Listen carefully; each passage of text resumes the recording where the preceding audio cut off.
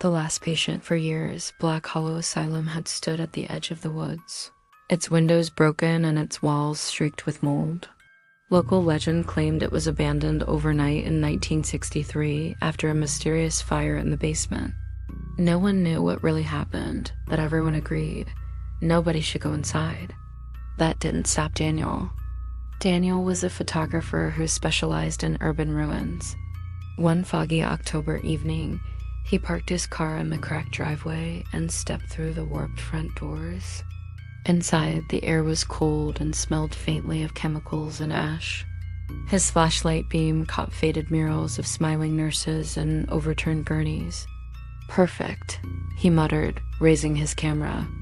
On the second floor, he discovered a long hallway lined with patient rooms. The doors still bore nameplates, some scratched out, others intact. He peeked into one room and froze. On the bed lay a hospital gown, neatly folded, and a pair of restraints dangled from the headboard. The camera clicked nervously in his hands.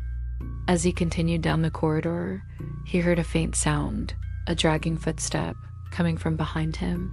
He whipped around. Nothing. Daniel shook his head and pressed on, but the footsteps followed, louder, closer.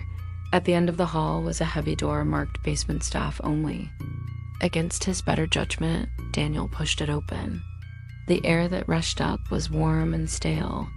He descended carefully, each creaking step echoing into the dark. The basement was worse than the upper floors. The walls were streaked with soot, and the ground was littered with scorched files. But something was off. The fire damage ended abruptly, as though it had burned in a perfect circle around the center of the room, and in that circle stood a single chair. A figure sat in it slumped forward, wrapped in shadow. Daniel froze. "Hello?" he called out, his voice cracking. The figure slowly raised its head. It was a man, or what had once been a man. His skin was gray and stretched too tightly across his skull, and his eyes glowed faintly in the dark.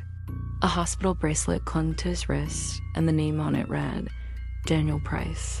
Daniel's breath caught. He staggered back, glancing down at his own wrist. Nothing. When he looked back up, the figure in the chair was gone. Behind him, the door to the basement slammed shut, and then a voice whispered in the dark his own voice. "Finally, my turn."